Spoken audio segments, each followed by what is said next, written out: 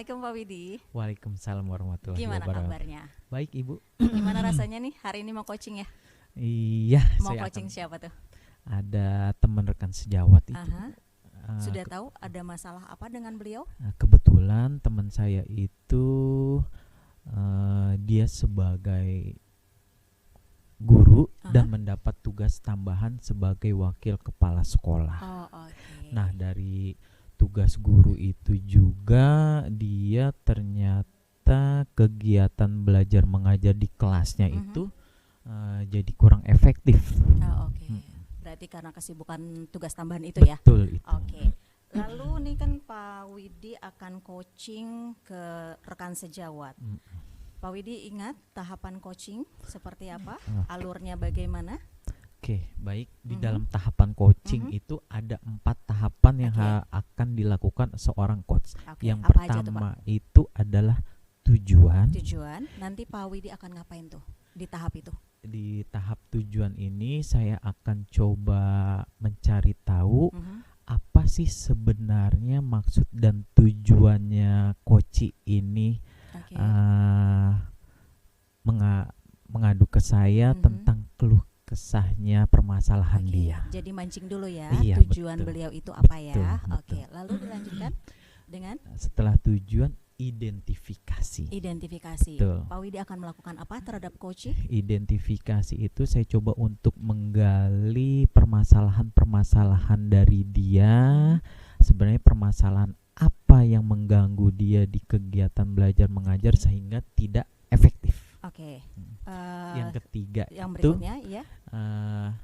rencana aksi. Oke, Pak Widi akan Di memancing. rencana aksi itu saya Aha. coba untuk menggali ide Bagus. Oke. kompetensi yang dimiliki oleh seorang Coaching.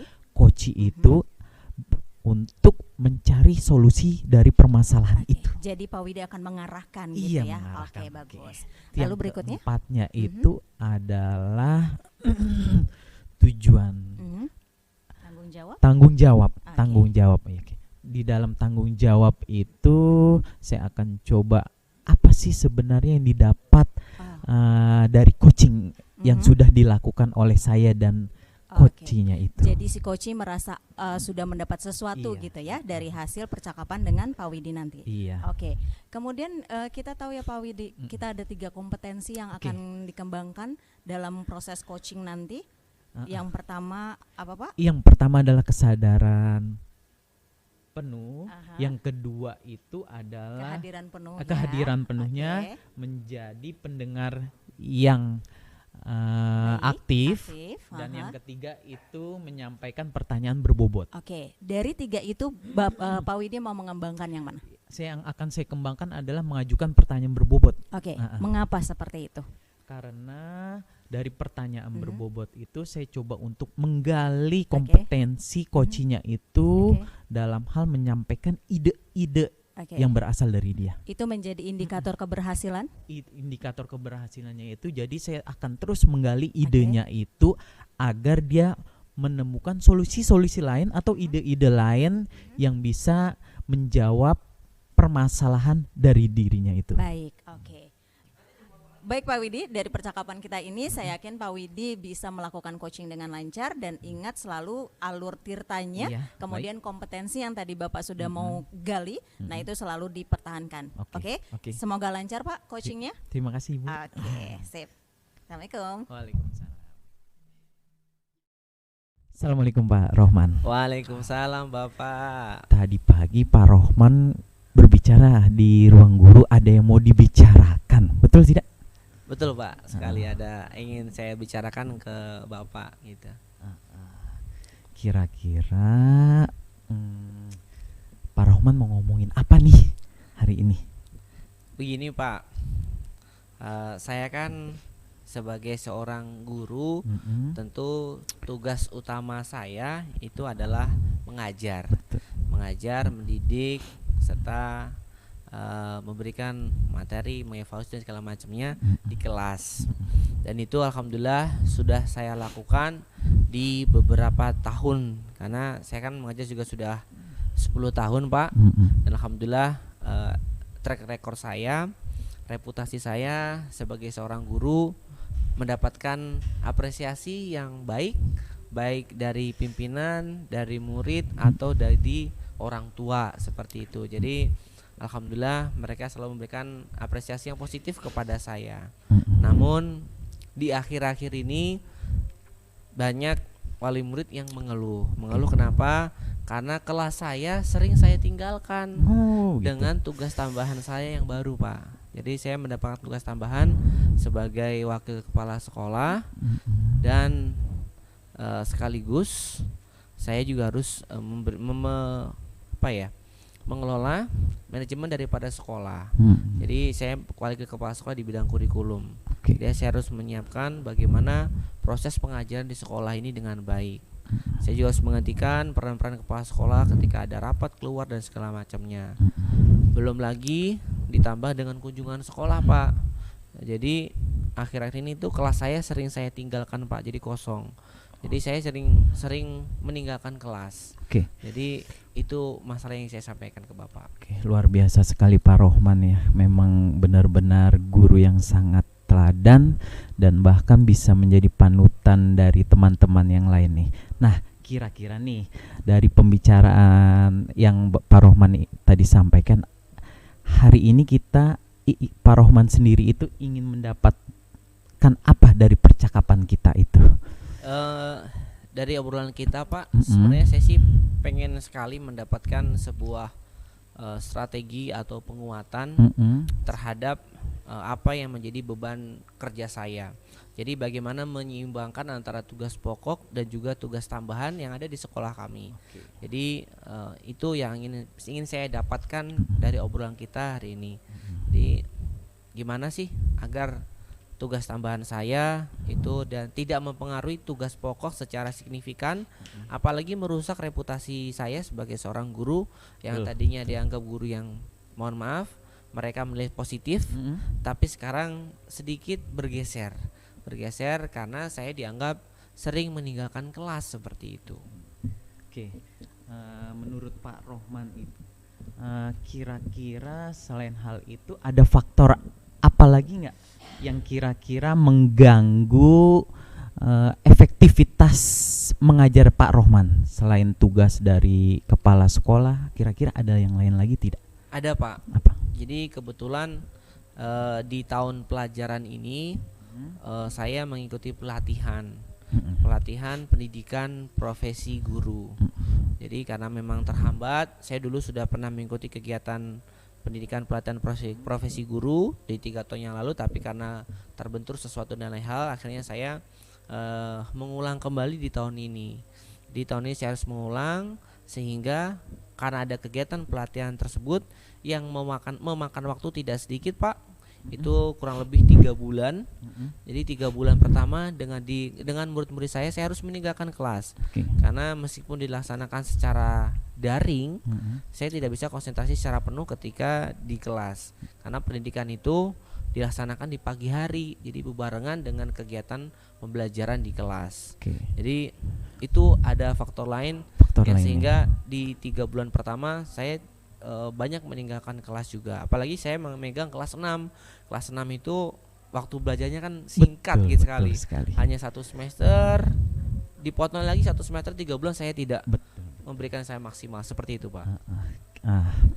Mungkin pertanyaan selanjutnya adalah kira-kira apa yang akan dilakukan oleh Pak Rohman agar pembelajaran di kelas bisa berjalan efektif, tugas sebagai wakil kepala sekolah juga bisa dikerjakan? Yang sudah dan akan terus saya lakukan, Pak, kebetulan kan tugas wakil kepala sekolah itu ada 2. Ada wakil kepala sekolah bidang kesiswaan dan satu lagi wakil kepala sekolah bidang kurikulum. Jika selama ini tugas-tugas sebagai seorang wakil kepala sekolah itu semua dilimpahkan kepada saya, sedangkan wakil kepala sekolah yang satunya itu hanya sekedar pelengkap struktur organisasi saja, Pak. Jadi semua kegiatan, tugas dan juga kegiatan di sekolah itu saya mengerjakan. Tapi Mm-mm. agar itu tidak berlanjut secara terus-menerus sehingga saya harus meninggalkan kelas, Mm-mm. agar pembelajaran saya secara efektif, saya mulai berkoordinasi, menjalin komunikasi yang baik sama wakil kepala sekolah untuk sama-sama berbagi bagaimana bagian mana yang menjadi tugas dan juga wewenang wakil kepala sekolah bidang kesiswaan, dan bagian mana yang menjadi bagian tugas dan wewenang sebagai wakil kepala sekolah bidang kurikulum. Oke. Seperti itu. Mm-mm. Oke, berarti kalau yang saya dapat tangkap dari apa yang harus dilakukan Pak Roman itu pertama adalah komunikasi dan pembagian tugas yang adil gitu ya. Betul. Nah, kira-kira selama ini adakah pembicaraan dengan wakil kepala sekolah yang satu lagi terkait dengan pembagian tugas itu? Tadi yang saya bilang Pak, Mm-mm. ini yang sudah dan akan terus saya lakukan. Jadi saya sudah berkoordinasi, Mm-mm. komunikasi, menyampaikan hal tersebut. Apa yang menjadi bagian tugas beliau Mm-mm. dan apa yang menjadi tugas dan wewenang saya. Jadi kalau selama sebelum-sebelumnya itu tidak berjalan, alhamdulillah mulai semester ini sudah berjalan 3 bulan, itu mulai ada sedikit perubahan. Jadi saya bisa lebih fokus lagi untuk mengajar di kelas saya agar lebih efektif kembali pembelajaran yang ada di kelas saya. Oke, untuk saat ini nih bagaimana dengan penilaian kepala sekolah terhadap kinerja Pak Roman itu sendiri?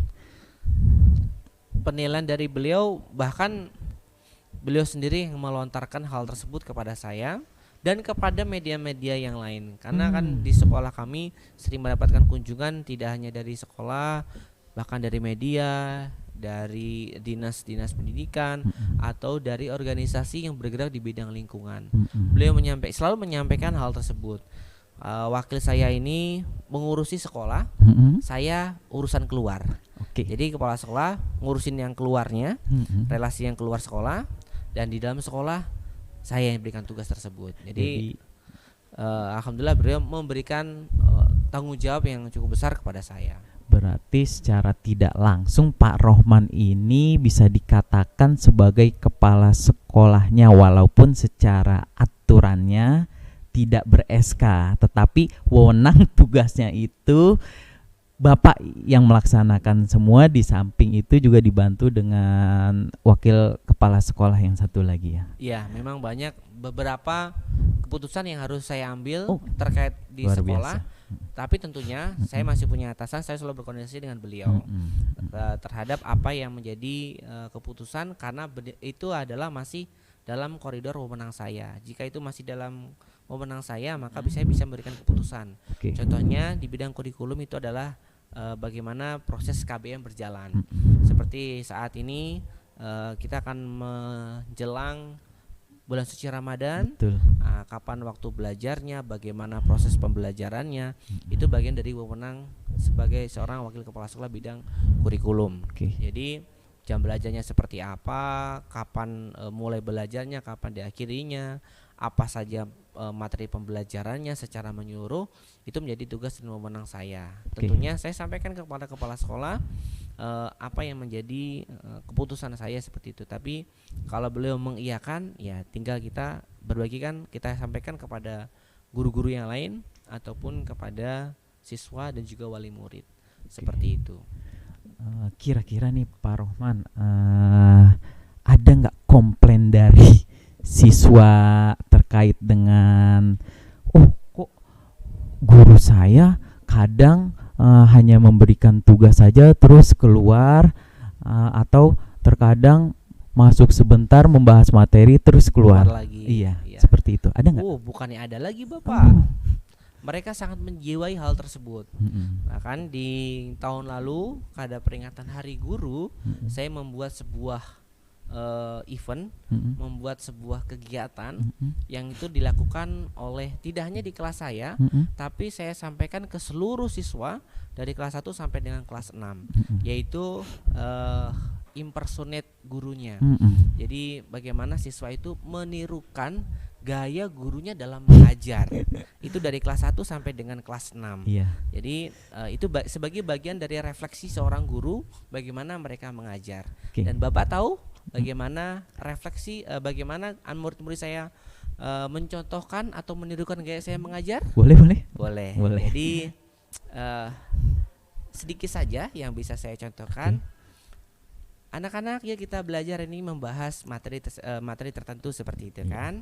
Setelah bahas materi langsung anak itu memperagakan, ambil handphone, halo ya mohon maaf ya Bapak dipanggil sama kepala sekolah, Bapak tinggal dulu ya gitu. Sampai di situ anaknya bisa mengamati gurunya. Atau ada hal-hal yang lain, mohon maaf ya Pak, mohon maaf ya anak-anak, Bapak ada panggilan dulu, ada tamu nih yang berkunjung, Bapak ya, silakan kerjakan tugasnya dulu, seperti itu. Mereka sampai hafal bagaimana memperagakan gurunya gitu loh. Dan itu salah satu tamparan keras buat saya, bagaimana saya tidak bisa hadir di kelas seperti itu. Iya, luar biasa sekali ya, sampai menghafal pola tingkah seorang gurunya itu sendiri. Betul. Kira-kira antisipasi atau caranya untuk mengatasi komplain dari anak tersebut seperti apa yang biasa Pak Rohman lakukan? Saya selalu memberikan penekanan kepada anak bahwa kalian sekolah, saya pastikan tetap menerima hak kalian untuk mendapatkan pengajaran dari saya, dari guru. Semaksimal mungkin itu yang bisa saya lakukan. Jadi tidak ada istilahnya saya mengurangi jam belajarnya atau mengurangi materi yang saya berikan. Jadi saya pastikan materi pada hari itu sudah bisa tersampaikan dan bisa diserap dengan baik oleh siswa.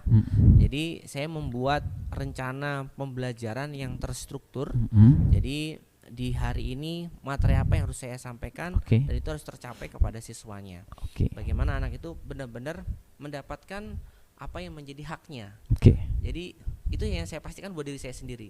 Saya membuat jurnal pribadi, jurnal kelas itu yang isinya hanya 4 poin. 4 poin itu adalah pertama karena di kelas 6 muatan pelajaran, tujuan pembelajaran, indikator tercapaian dan juga alur tujuan pembelajarannya seperti apa. Itu jurnal yang saya buat per hari. Jadi per hari itu. Luar jadi biasa. materinya apa saja itu yang saya pastikan anak itu dapat gitu. Dapat. Jadi meskipun saya akan tinggal misalnya poin-poin tersebut bisa digantikan alur tujuan pembelajaran tersebut bisa digantikan oleh guru sebelah saya yang alhamdulillah bisa diajak kerjasama dengan baik ketika saya harus meninggalkan kelas seperti itu. Berarti ada kolaborasi ya. Betul. Kolaborasi sekali. Dengan rekan sejawat ya. Betul. Yang satu tingkatan ya. Betul. Nah, kalau dari orang tua itu sendiri pernah nggak komplain kepada Pak Rohman terkait dengan keefektivitasan belajar di kelas anak-anak? Alhamdulillah selama ini sih tidak ada yang komplain secara langsung. Alhamdulillah. Dalam artian mereka menyampaikan secara verbal maupun tertulis langsung kepada saya ataupun kepada sekolah ataupun kepada dinas pendidikan sekalipun dalam bentuk CRM misalnya. Alhamdulillah tidak ada laporan sejauh itu. Tapi saya sebagai seorang pendidik, saya merasa memiliki tanggung jawab yang harus saya selesaikan, yang harus saya tunaikan di kelas seperti itu. Apalagi mengajar di kelas 6 ya. Apalagi mengajar di kelas 6. Tahapan selanjutnya sudah masuk ke tingkatan SMP ya. SMP untuk mengantarkan mereka ke jenjang berikutnya. Betul. Kira-kira Pak Rohman nih, menurut Pak Rohman pembelajaran yang efektif menurut Pak Rohman itu seperti apa kalau menurut Pak Rohman? Pembelajaran yang paling efektif. Pembelajaran yang efektif adalah pembelajaran yang bermakna bagi anak. Mereka merasakan proses pembelajarannya dan mendapatkan materi, mendapatkan pengetahuan ataupun pengalaman pembelajaran yang bisa dirasakan langsung oleh siswa. Itu baru dibilang efektif. Bukan efektif cara gurunya mengajar, tapi efektif itu bisa diukur dari siswanya. Bagaimana siswanya, bagaimana murid itu bisa menerima dan merasakan proses dari pembelajarannya. Itu kalau murid sudah sampai pada level merasakan proses pembelajarannya, disitulah berarti pembelajaran kita sudah efektif bagi anak. Tapi kalau hanya sekedar kita memberikan pembelajaran dengan berbagai macam metode, berbagai macam strategi, tapi itu tidak bisa dirasakan kebermaknaannya oleh anak, saya pikir itu tidak efektif sepertinya. Jadi seperti itu. Di samping juga bermakna bagi anak, juga ternyata strategi pembelajaran itu juga tidak bisa dikatakan pembelajaran yang efektif juga ya. Iya, jika hal tersebut tidak sampai kebermaknaannya bagi murid. Bagi siswa. Jadi kalau mereka bisa merasakan kebermaknaannya dan bisa mengaplikasikan dalam kehidupan sehari-hari, itu jauh lebih efektif pembelajaran yang telah dilakukan. Nah, menurut Pak Roman itu sendiri, ketika Pak Roman telah melakukan pembelajaran yang efektif nih beberapa waktu lalu, kira-kira menurut Pak Roman, Pak Roman lebih memilih ketercapaian kompetensi inti yang mana? Apakah kompetensi inti spiritual ataukah pengetahuan? Menurut Pak Rohman bagaimana? Menurut saya, kalau kita masih mengacu pada kurikulum yang 2013, memang ada 4 kompetensi di sana yang harus dikuasai oleh anak, yaitu kompetensi spiritual, sosial, pengetahuan, dan juga keterampilan. Betul. Kalau kita masih mengacu pada hal tersebut, tapi kalau menurut PPA yang terbaru di tahun 2022, panduan proses pembelajaran juga assessment di tahun 2022, semua sudah beralih ke kurikulum merdeka. Jadi bukan kompetensi inti lagi yang dibicarakan di sana, melainkan capaian pembelajaran. Capaian pembelajaran berdasarkan dari keputusan Kepala BKSEA nomor 033 tahun 2022. Nah, capaian pembelajaran itulah yang harus dimiliki dan penting bisa dicapai oleh murid di sana.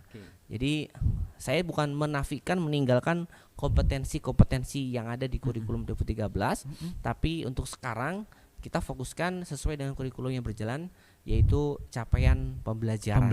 CP itu, ya. CP-nya itu. Sesuai dengan kurikulum Merdeka Belajar. Merdeka Belajar. Karena di sekolah Pak Roman saat ini menggunakan kurikulum Merdeka Belajar ya. Alhamdulillah, belum Pak. Belum. Masih menggunakan kurikulum 13. 2013. Kenapa hal itu bisa terjadi? Karena sekolah kami ini kan regrouping Pak ya, gabungan dari 3 sekolah. Jadi dari 3 sekolah digabung menjadi 1. Orientasi pertama saya adalah bagaimana menggabungkan 3 sekolah itu menjadi 1 terlebih dahulu. Nah, untuk kurikulum tersendiri, saya pikir saya bisa mengejarnya di tahun ajaran berikutnya. Maka kemarin ketika saat pendaftaran kurikulum di awal bulan Maret ya, betul. Ya, sekolah kami sudah mendaftarkan dan juga melakukan assessment di sana, sehingga mendapatkan rekomendasi untuk mandiri berubah. Dan sesuai dengan kesepakatan, kami berubahnya tidak hanya pada 1 level saja. Kami langsung melakukan akselerasi dengan 4 level. Jadi kelas 1, kelas 2, kelas 4 dan juga kelas 5-nya langsung kurikulum merdeka nanti di tahun ajaran 2023-2024. Sesuai dengan arahan dan juga apa yang diharapkan oleh Dinas Pendidikan khususnya yang ada di sekolah kami.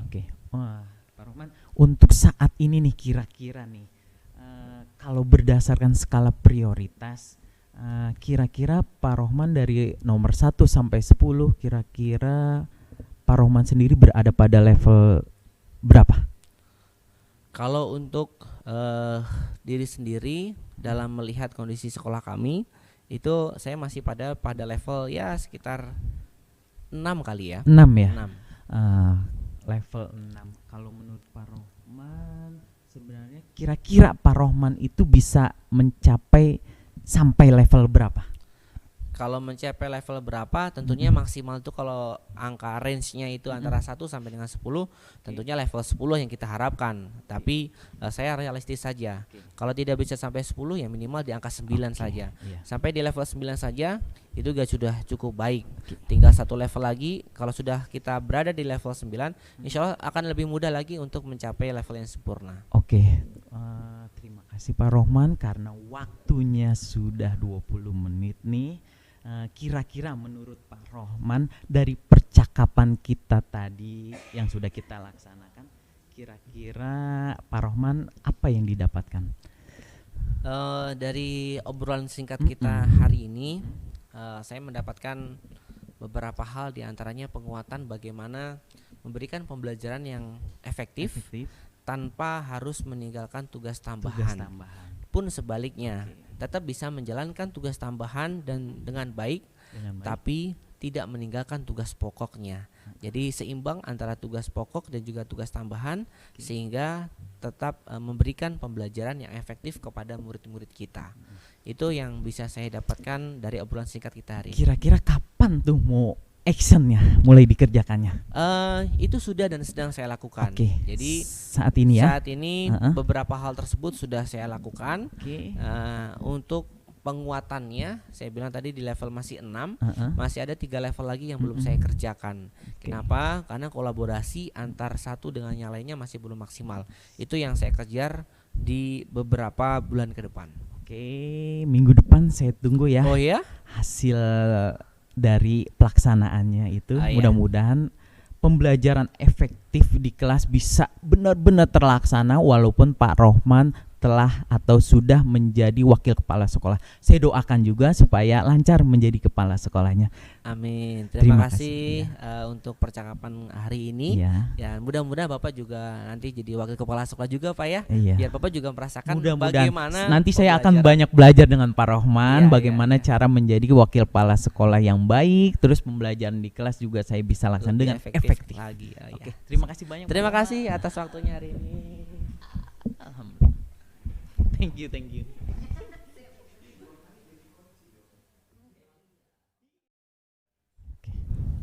Assalamualaikum Pak Widi. Waalaikumsalam Ibu. Oke. Tadi kita sudah bersama-sama. Saya sudah membersamai Pak Widi melakukan coaching. Baik. Oke. Saya pengen tahu nih, bagaimana perasaan Pak Widi setelah melakukan coaching luar biasa banget, Bu. Seru ya? Seru dengan banget tadi. Pak Rohman ya? Betul sekali. Karena tadi begitu saya melakukan tindakan coaching terhadap Pak Rohman, saya bisa yang namanya menyalurkan dan juga membantu Pak Rohman untuk mengatasi masalah-masalah yang sedang dihadapi oleh beliau. Betul. Oke, itu pun saya lihat dan oke sekali. Nah, Pak Widi, tadi kan sebelum saya melakukan observasi, saya kan menanyakan tuh kompetensi apa yang Pak Widi mau kembangkan. Kemudian Pak Widi menjawab apa? Saya ingin menyampaikan pertanyaan yang berbobot. Jadi menurut Pak Widi bagaimana? Sudah terpenuhi itu? Alhamdulillah tadi saya melakukan coaching, pertanyaan-pertanyaan yang saya ajukan kepada Pak Rohman, alhamdulillah bisa menjadi sebuah solusi dari permasalahan Pak Rohman itu sendiri. Bahkan Pak Rohman juga bercerita terkait dengan bagaimana menjadi seorang guru yang efektif, di samping ada tugas tambahannya sebagai wakil kepala sekolah. Itu seperti itu. Betul. Nah, menurut Pak Widi ada nggak sih ide-ide lain gitu untuk dapat mengembangkan kompetensi, dapat memberikan pertanyaan berbobot tersebut? Ada sebenarnya tadi saya coba untuk menanyakan dan masih ada sebenarnya dari jawaban Pak Rohman itu yang bisa saya gali ide-idenya, kompetensinya, sehingga bukan hanya tadi pada saat dia harus membagi tugas sebagai wakil kepala sekolah, tetapi dia juga bisa memberikan tambahan-tambahan ide-ide lainnya, misalkan kayak semacam kalau perlu tugas yang memang ketika dia jadi wakil kepala sekolah bisa kalau memang temannya itu bisa dikerjakan, mungkin bisa dikerjakan oleh temannya juga. Jadi nggak semuanya bisa di handle sama Pak Rohman itu sendiri. Karena memang sangat berat kalau tadi saya dengarkan cerita dari Pak Rohman bahwa untuk menjadi seorang wakil kepala sekolah, di samping dia harus bisa membagi waktunya, dia juga perlu membagi pekerjaannya sebagai guru di dalam kelas dan juga wakil kepala sekolah. Seperti itu. Seperti yang tadi Pak Widi katakan ya, harus pandai berkolaborasi ya. Oke. Betul. Baik Pak Widi, izinkan saya untuk menyampaikan hasil pengamatan saya tadi. Siap. Secara garis besar, coaching yang sudah Pak Widi lakukan itu sudah bagus. Alhamdulillah. Jadi tadi kita sudah membicarakan tentang alur coaching ya Pak ya Iya, di betul. awal tadi, Heeh. dan itu semuanya sudah terpenuhi. Alhamdulillah. Pak Widi sudah melakukan coaching sesuai alur Tirta Alhamdulillah. dari mulai menetapkan tujuan, Iya, terus identifikasi, identifikasi, rencana betul aksi, sekali, dan terakhir tanggung jawab, Nah, betul. oke, itu semuanya berjalan dengan sangat mulus. Alhamdulillah. Oke. Kemudian berikutnya dilihat dari kompetensi yang Pak Widi ingin kembangkan, yaitu pertanyaan berbobot. Itu pun sudah sesuai. Semua pertanyaan yang Pak Widi ajukan itu sudah berbobot, artinya menggunakan pertanyaan yang terbuka. Alhamdulillah. Dan juga menggunakan indikator rasa. Rasa. Nah, itu dia. Alhamdulillah. Ada receive, Oke. ada appreciate, Betul. ada summarize, Summarize. dan terakhir adalah ask. Jadi Ya. semuanya itu Pak Widi lakukan dengan sangat manis. Oke. Lalu satu lagi ekspresi wajah dari Pak Widi, begitu juga dengan tone suaranya, itu sudah sangat bermitra dengan Pak Alhamdulillah. Lokman. Iya. Jadi itu sudah bagus Pak. Nah sekarang pertanyaan terakhir nih dari Oke. saya. Kira-kira sebagai tindak lanjutnya nih, atau nanti di kedepannya Pak Widi ingin Betul. melakukan coaching lagi, kompetensi apa yang akan Bapak tingkatkan? Dari 3 kompetensi yang tadi sebagai seorang coaching atau coach, kan saya menyampaikan pertanyaan yang berbobot. Betul. Ada 2 lagi yang akan saya kembangkan untuk kedepannya ketika Bagus. saya akan melakukan sebuah coaching, Oke. yaitu yang pertama adalah kesadaran penuh. Betul. Dan juga menjadi pendengar yang baik. Jadi nanti akan saya maksimalkan ketiga kompetensi ini. Kehadiran penuh kali ya. Iya, kehadiran penuh dan pendengar yang baik. Agar apa? Untuk kedepannya, karena kan nanti coaching ini akan bisa saya pakai lagi untuk kedepannya dengan siswa kah atau dengan anak saya sendiri. Betul. Sehingga apa yang menjadi kesulitan dari siswa atau anak saya itu ternyata saya bisa menggali potensi dia untuk mencari solusinya. Iya, Iya. betul. Jadi tidak dengan menginterview gitu Betul, ya Pak ya, tetapi dengan iya. coaching. Betul. Oke, baik Pak Widi, saya Oke. rasa cukup. Saya sangat senang bisa membersamai Pak Widi untuk melakukan coaching Terima hari kasih. ini. Iya. Semoga nanti di coaching-coaching berikutnya Pak Widi dapat Oke. melakukan lebih baik. Kira-kira minggu depan saya akan melakukan sebuah coaching Oke. lagi. Ya. Dengan rekan sejawat Ya, atau murid? rekan sejawat juga, murid juga, Bu. Oke, Iya. saya yakin mereka akan senang. Dan selalu ingat ya Pak, Oke. alur tirtanya. Alur Tirta, Oke, betul. sip. Terima kasih Pak Widi. Oke. Semoga sukses Terima untuk kasih semua Ibu kegiatannya. atas pengamatannya tadi, masukan dari Ibu. Semoga kedepannya saya akan menjadi lebih baik lagi sebagai seorang coach. Coach yang baik. Oke. Oke, terima Terima kasih Pak kasih, Widi. Sukses ya. ya Pak. Oke. Assalamualaikum. Waalaikumsalam.